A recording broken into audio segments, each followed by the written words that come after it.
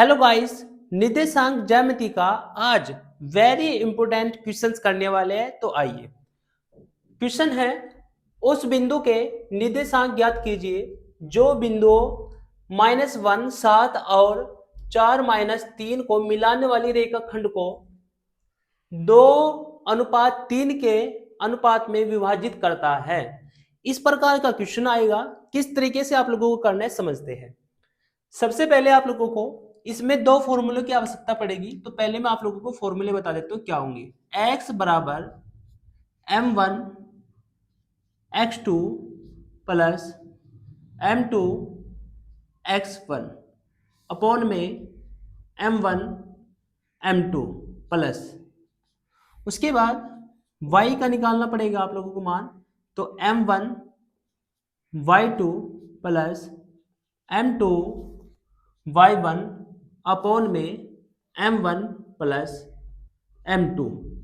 ये दो फॉर्मूले आप लोगों को याद होने ही चाहिए। उसके बाद क्या करना है, जो वैल्यू है उसको पहचानते हैं। हमारे पास दो बिंदु है ये, तो यहां से क्वेश्चन शुरू होता है।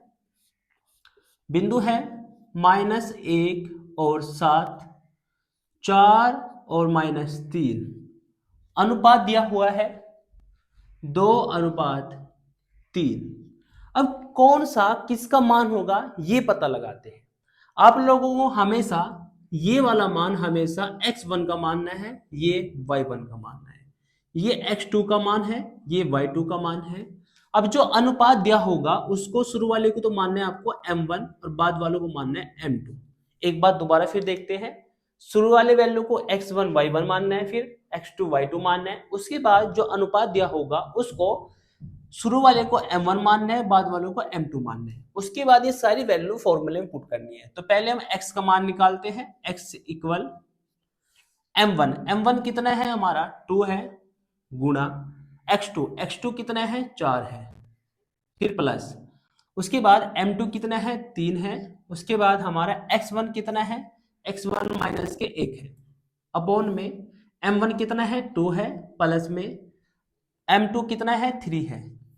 उसके बाद इसकी कैलकुलेशन कर लेते हैं। 2 गुणा 4 8 हो जाएगा, प्लस 3 गुणा 1 माइनस का, प्लस माइनस माइनस, तो 3 आ जाएगा, अपॉन में 5 आ जाएगा।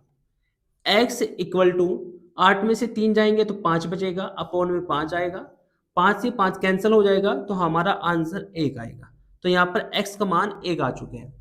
इसी प्रकार आप लोगों को y का मान निकालना है। तो y इक्वल टू m1 कितना है 2, y2 का मान कितना है -3, प्लस m2 का मान है 3 गुणा y1 का मान है 7, अपॉन में m1 कितना है 2 प्लस m2 कितना है 3। उसके बाद इसको सोल्व करना है। y इक्वल टू इसकी गुणा इसमें करेंगे तो -3 गुणा 2, तो आंसर आएगा -6, प्लस 7 या 21, उसके बाद अपॉन में 5।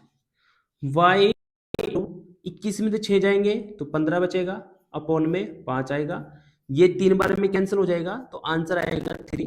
तो y का मान 3 आ चुका है, x का मान 1 आ चुका है। तो इसको इस प्रकार लिखना है कि x और y इक्वल टू आपका 1 और 3, ये है आपका आंसर।